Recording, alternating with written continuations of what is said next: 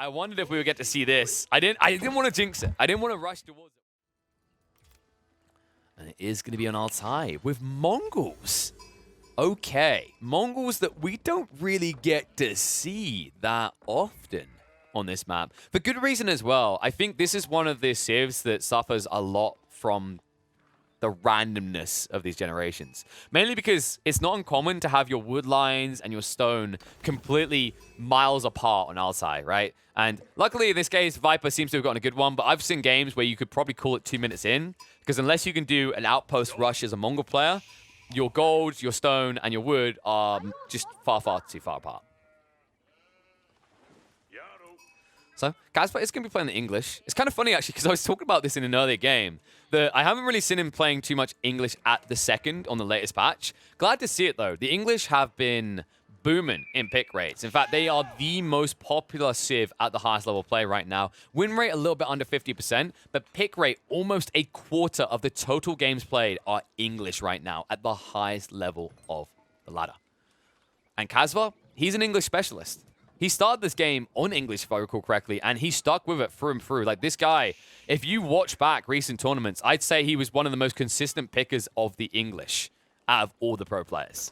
Like, if you kind of got DeMuslim being a good representative for the English, but I'd say Casper was definitely up there, top 5 alongside him for most picked. So, interested to see what he can do on this map. I wonder if he's going to go for early feudal aggression. We have seen quite the hard left turn out of English players at the moment. Outside of what we've been seeing out of Viper in competitive, where there's very much a lot of feudal aggression, there's the Lombo spams, we've seen a lot of English players experimenting with castle age ups, right? You just spam as many farms as possible and you boom quickly into castle, because by the time you run feudal, you've got about 1,000 food and you've got like 500 gold. It's less than a minute before you're up into castle as well. Would be a little bit ballsy up against the Mongols, but there's definitely value there, because in theory, you shouldn't actually experience too much aggression. If anything, Viper might be more paranoid that he's going to get raided, because the Mongol, although they used to have this face value as a feudal and dark age aggressive civ, outside of outpost rushing, that's completely disintegrated. The power play for this civ these days is to actually go hard into castle, right? You get the boost up of the step readout, which increases your economy drastically, and that unlocks your power spikes into lances, into man-at-arms, into creep and siege. Like, a lot of things that you want to do as the Mongols are gated behind castle. And even if you start thinking about things like Magadai, once again, although it's a unit you can build in feudal, it's a unit that actually gets its biggest value once you get up in castle and you get your hands on the sire bow limbs as well as the veterancy. You know what? We are getting ahead of ourselves. First of all, we need to look at the opening. Looks like Viper is going to go for the double pasture. So this probably is going to be a castle as quickly as possible. It depends on whether he gets good scouting vision on what Kaz is doing, because Kaz is playing a slow feudal up. This is really a lot more popular, and I actually like this change. What we used to see out of English players a lot is that they would just stay on the sheep, get the food and gold required, and instantly feudal up. The problem with this build is that it wasn't easily sustainable. Your gathering rates on the farms were going to be better than sheep. So realistically, the best way to actually do this build was you want to be at a stage where once you actually get that feudal and you get your hands on the council hall and you get a racks, you want to be able to keep pushing troops out of them all times. Well, the old build didn't allow for this because there was so much strain in your eco. You had gaps in your longbow production. You maybe couldn't afford your initial outposts. You were delayed on getting the racks down. This build changes everything. Early wheelbarrow and then 5 to 8 farms actually sustains you. By the time you do make your way up in the feudal, although your timing is a little bit off in terms of your lombo rush, you'll reach a higher mass of lombo in the coming minutes compared to what you would have done with the feudal rush. Speaking of feudal rush, not exactly a rush, but Viper will make his way up first. And this wasn't the way it used to work. Like, actually, funnily enough, these civs used to be reversed, right? For different reasons, because the Mongols used to be much more aggressive. But you'd expect by 5 minutes an English player to be ready to tap up. But with the new build, you delay it by half a minute, maybe even up close to 2 minutes. And in trade, you get a lot of eco boost. And it's going to be the Abbey of Kings. So, yep, Kazva is playing defensive. Interesting. He actually went for the Abbey of Kings a little bit quicker than some other players have. Sometimes when we see the Abbey of Kings, or the Abbey of Memes, as it's become popularly known, as it has been seen as worthless for a long time, we see 3 farms more before this gets plopped down. But it looks like he's actually insulating him quickly. In fact, the farm count has now gone up to 8. And if you're wondering what the Abbey Kings is doing, because you never see it, and you're wondering why it's called the Kings, I mean, if you want to be the king, you got to build it, right? It's just a structure that heals around it. I say just, I mean, it's a decent amount of heal, actually. It's a respectable amount. It heals you for 8 every 1.5 seconds. Pretty solid on the defensive, but just never really compared to the Council Hall. But realistically, if you aren't using the Council Hall at all, if your plan isn't to rely on longbows, then you might as well get this anyway. Because the Council Hall, although it is double archery range effectivity, it only produces longbows. So if you need crossbows, which if you're planning to go Castle Age Rush, you're probably going to need crossbows. There's no point going for a Council Hall.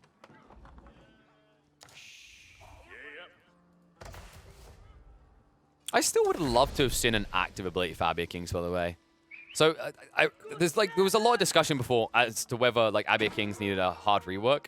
I would have loved to have seen it be an activatable ability that you can target a little spot on the map in, and it works a little bit like a campfire, healing people for a little bit.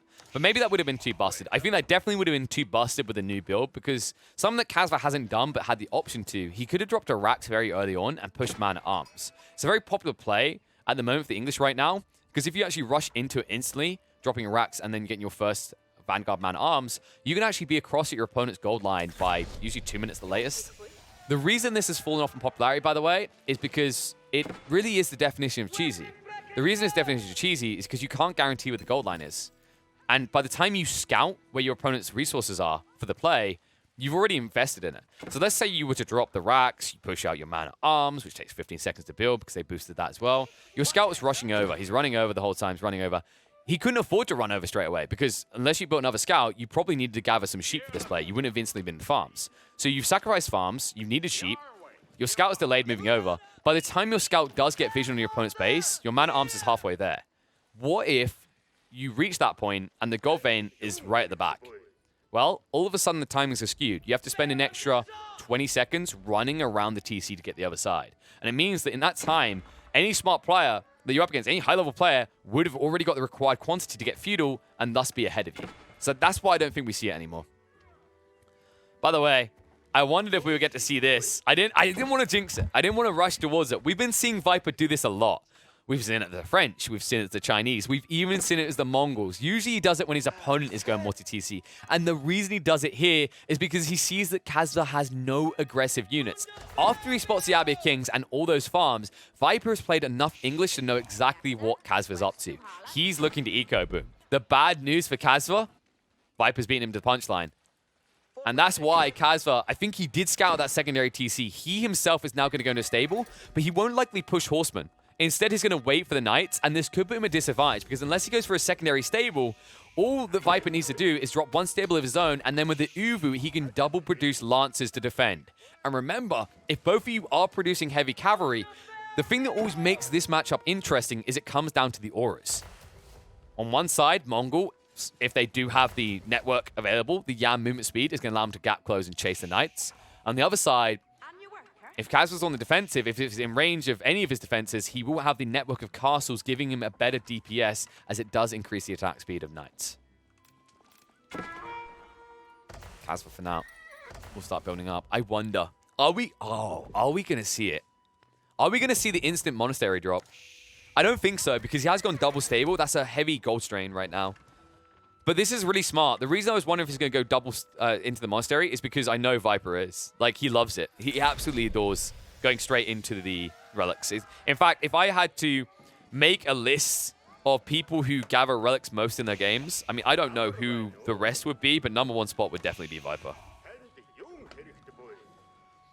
And I think Casva knows this, and that's why he goes to the double stable. Because now he'll be able to get enough Knights out into the field to guard them all. And it means that Viper's going to have a little bit of a hard-fought-for choice here. Like, I don't think he can just instantly go out for them. And yeah, he understands this. Into the stable. Now, remember, Casva has a slight edge because he built the double stable first. But you can actually outmass him. Because right now, the issue for Casva is he just teched up. He hasn't got enough people in gold yet. Meanwhile, when you tech up, Step Redoubt will be boosting your gold. And also, because you've saved up all your stones so far, you can just spend 240 stone instead to get a secondary Lancer. Interestingly, he also went for the blacksmith, considering he hasn't actually got any of the techs yet. Wait. No, he did. He went for the improved, right? Nope. Nothing. Literally nothing. Huh. I think he's waiting to see what Kazva's going to do. It is peculiar to get the blacksmith this early if you're not going to use it in any way, though. We'll have to see. For now, Viper taking up. Step redoubt being built. First knight moving in. And a shift away from some of the villagers. Wait, this peel back is very premature. Oh, but the way he does it, there's no lance attack. Wow. That's actually pretty big. The reason that's big, by the way, is because if he got a lance attack off, the follow-up strike with a sword would have killed a villager. But because he gets too close, he can't charge in. It means he's doing 24 damage per strike and needs 3 hits to kill any villies. This is so crafty by Viper. In fact, he just can't commit. So step redoubt complete. And now Kazva needs to be a little bit careful. Heavy damage on his first night. Double production coming out. Viper, he's looking for his timing, and he might be able to achieve it. And it looks like Kazva is now going to sidestep in the monastery. Big Relic fan here. Question is whether Viper's going to do the same. I don't know if he can instantly go into it because he's under pressure. And I wonder, is he going to run the knight all the way back? I highly doubt it. Nah, the knight's still in the front. And he will start getting peppered down. Khan did get nerfed, remember. Down from 8 damage to 6 damage to the cast slaves now. But the fire of the TC. Ooh. He can't commit to it, though. I think this is death if you commit. Yeah, especially with the scouts who'll back away. But now this is where Kazva has to fall back because the aura. It's the Yan movement speed. Look at the difference. 1.87 compared to the 1.62.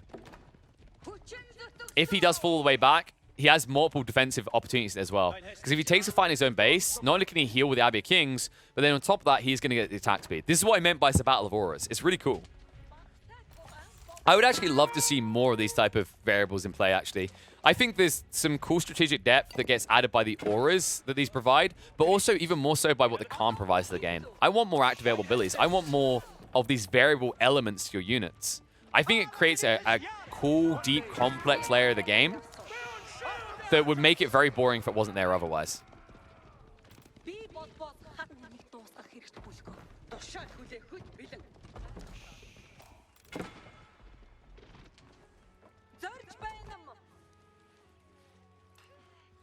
So Viper, everything's just gone chill now. And yeah, he's going to go to the prayer tent, but he didn't put it next to the Uvu, so no double production. That does mean that Kazva should end up with 3 of the relics. Depends on the interception, though. Like, there's a lot of Lancers now moving out. Kazva did surrender the entire midfield. Not the best thing to do when you want to go into relics. You need to actually maintain control here. He has a critical mass of knights. My concern is this. This is actually big, what Viper's done here. This outpost, extending the network, now means that Viper can choose when to fight. Kazva cannot.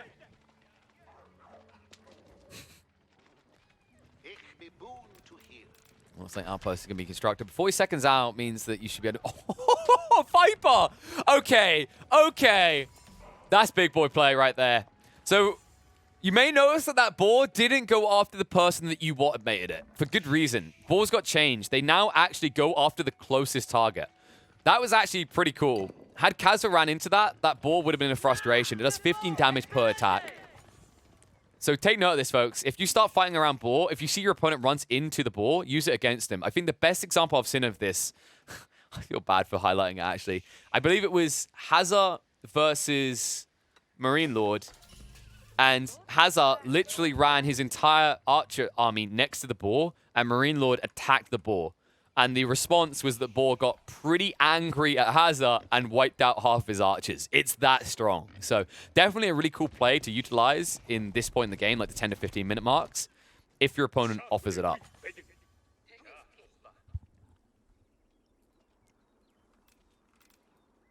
Viper just continue to extend that network. Oh. Maybe not a fight once. Oh no! Kazva doesn't realize. Viper, interesting. He actually didn't go for the defense arrow here. He went for the attack speed. Initial trades are good. We'll peel off. Takes out the scout, takes out Knight. It's going to be a chase down, but look where Viper's heading. Outpost might be up by the time he arrives, so out the Yan movement speed. Kazva, ooh, nice charge through. Gets the one on the back line of the formation. However, this split doesn't favor Kazva. I think he's been baited. He needs a way of getting into Viper's lines, especially considering he's about to be exposed, like the wood line's almost depleted. So this could actually bode pretty badly for him if he continues this pursuit. Especially considering the outpost almost done. The turn around the clash. This is a micro now, if you can pull him back in time. But Viper, actually not. He holds him steady. Outpost is going to be constructed in time. Villager will go down for it. Now, yeah, movement speed means you have to run away. And when you run away, you're going to get struck in the butt on the retreat. Nice secondary contingent from Kazva, though. Kazva's doing a really good job on massing Knights. Viper, I don't know how long he wants to stick to this strategy. The outposts are pretty solid, but the problem is that Kazva's building enough Knights to pull him left and right, right? It's the Benny Hill shenanigan again, right? He understands that Viper doesn't have enough Lancers in the field to fight multiple battles yet. So because he can't, he's going to exploit that to just take out the outpost network wherever Viper isn't. And as a result, Viper realizes a switch up is needed. Archery Rangers should be going into crossbows here. And so far, Kazva hasn't looked into his base. He's been so busy pushing Knights, he doesn't have scouts in the field. This is going to be a big mistake. He's playing blind into this, and the counter will be strong when it comes because Viper commits with 4 Archery Rangers. Wallow? Nope. Not even close. Don't get baited. Although Kazva almost has that relic. That will be the 3rd one, so it should end up being a 2-3 split. Unless Viper makes the run of his life. He has definitely got the speed with the outpost to get in there. But I don't think he wants to hang around too long to guard this. Kazva. Whoa! He's up to 5 stables now. This is concerning because he still hasn't spotted this. And Viper is now pushing into the crossbows.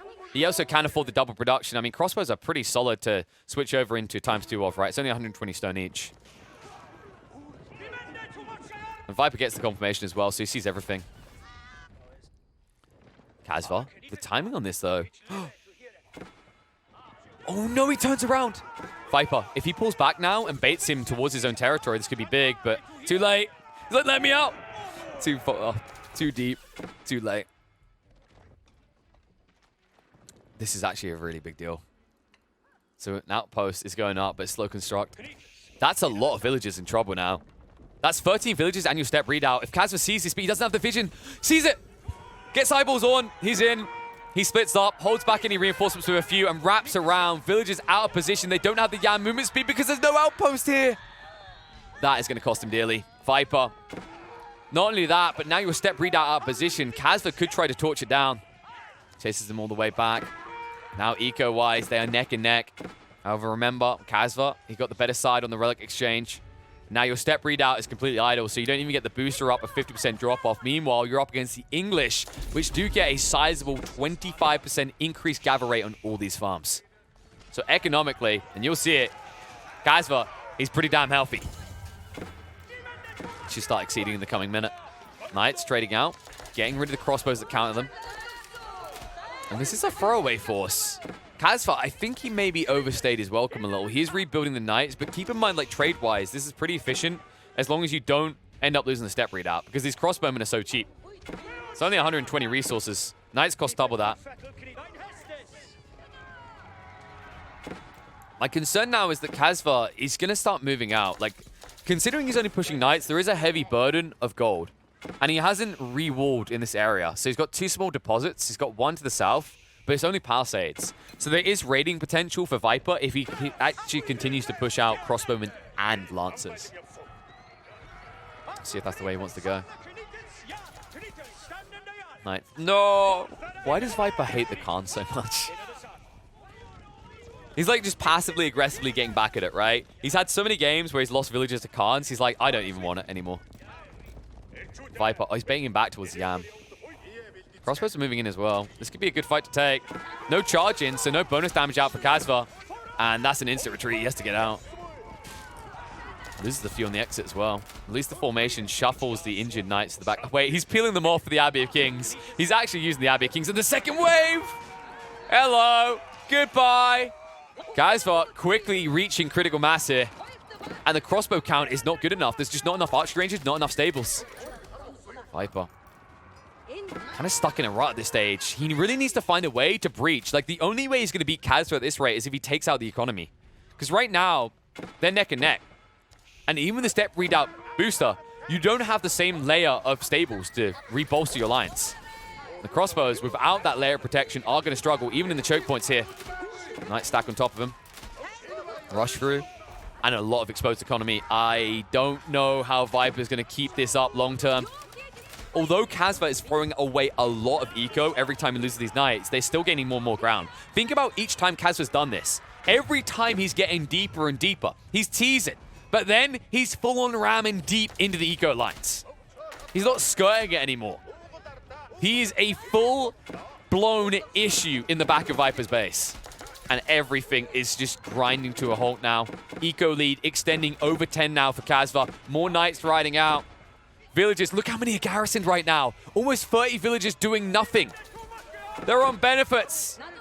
They're retired. They can't work for you anymore. And even more now. Oh my god.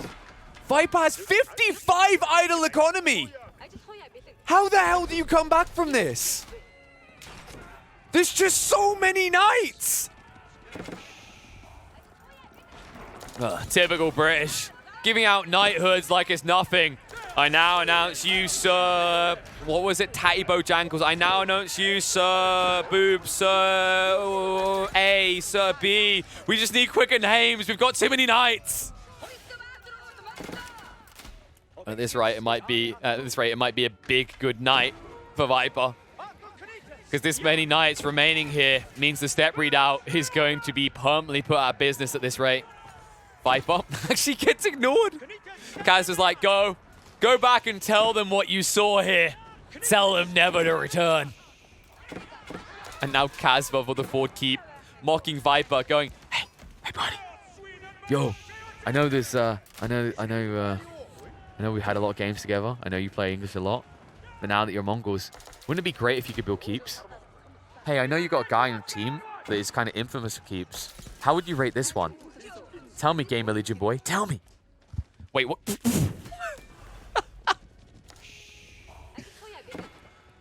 Viper's Blacksmith is so doubtful about his ability to win this game, it's actually trying to fly away to a different map. It's actually trying to disconnect from the mortal realm.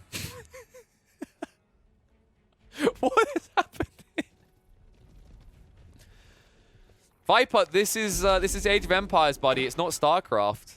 That is true. I did say well, in fairness, folks, I said I did want flying units to rebalance this game, and here we go. The early prototype, the Flying Blacksmith. And if you're wondering how this unit works, the whole idea is that it will fly overhead and drop giant anvils on people's heads. Seriously, though. No, don't. Oh, come on.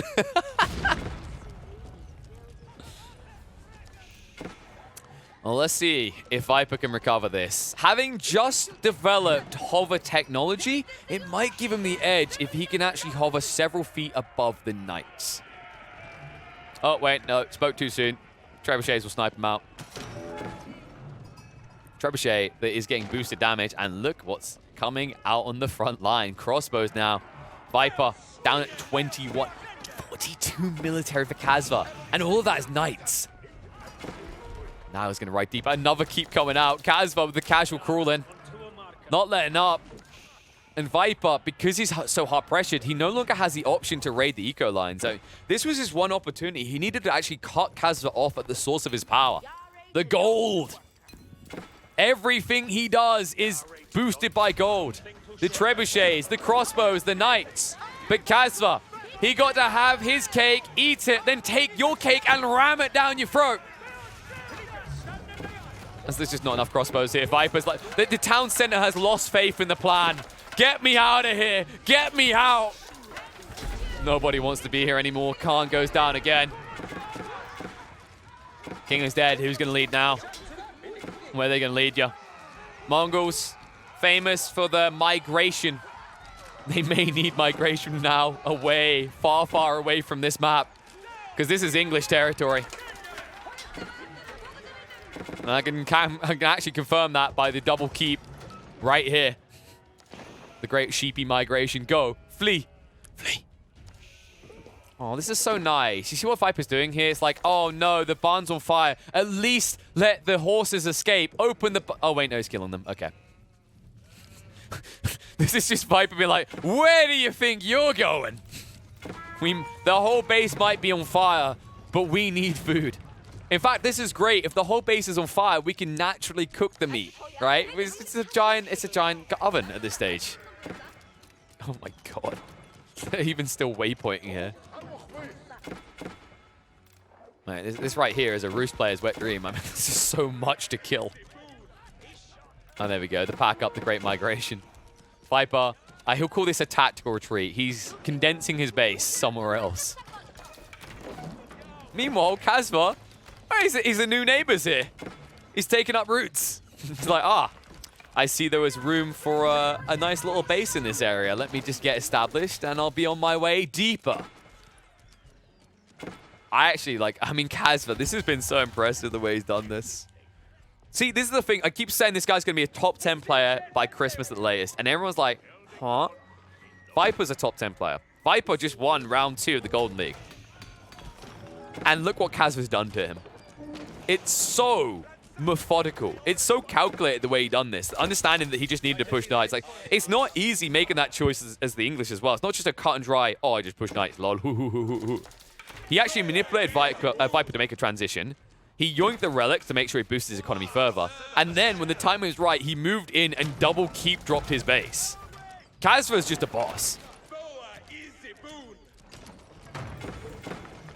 Haha, traction trebuchets. Your baby trebuchets are adorable. Check out these counterweight trebuchets. Don't you wish you could have them? Afraid you can't. Well, walls don't work on Siege.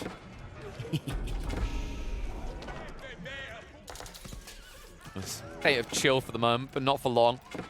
The only thing that's going to be chill, or rather cold in this game soon, is going to be Viper's body. As there's a transition into Lombos now. Lombos, which are a solid solution against the crossbows. Attack speed buff, just to try and match the Lombos that are getting the network of Citadels. Oh, God. An ambitious attempt, but then Casva remembered, oh, this fight isn't even close. I had knights. I was just busy healing them back in base. They're back again. I'd say they're back with a vengeance, but that would have meant that they lost something in the first place. The only one who's been losing this whole game, all the way through, has been Viper, and I think he's at his tether's end. No food left in the bank, has to fight. Clash in, too many knights. Front line's not going to hold long, and I don't think Viper's going to last much longer than that. Everything is exposed. He can't retreat again. Casva, with such a succinct start to finish in this game, at no point was Viper able to handle him. It's going to be an easy dub for the English. Man, that was methodical. That was just really, really clean from Casva, actually. It's actually not that easy to just double down on the same unit and have it work out, right? Like, the way he done this, like, he was very kind of astute about his assessment. Notice that he wasn't really throwing away knights unless it was for a good trade, usually close to the base or close to the eco lines, and he's boosting himself at all times. Like, the thing is, like, Viper tried for this transition, and I think if Casva had been kind of your typical AFK until they have a million knights type player, then it would have worked. He would have had enough crossbows. But Casva kind of understood that something was up. When he saw the clashes in the midfield, he understood that the amount of lances coming out didn't add up. Like, economically, they should be comparative. If anything, like, gold-wise, Viper should be ahead. The fact that he actually is outmassing the knight count by so much just doesn't sit right in his mind. And that's why he went in at the prime time to snipe out the crossbows and the lancers before Viper could get the critical mass of counter units in the field, which allowed him to just cruise through from that point on. It's just so smart out of him. And the brilliant part about it is that he done it based on feeling. We highlight that Casva didn't have any vision. But when you start playing Age of Empires at this level, when you play this much, instinctual feeling comes in, right? There's that... it's almost like muscle memory, right? Like, you played so many games, you've played so many scenarios, you've just kind of done the Doctor Strange, right? And you've come out with the possibilities. He understands that there's no logical explanation for why Viper's so loose on his format, and immediately pounces on it to punish it. Something that's not very easy to do when you have such limited vision.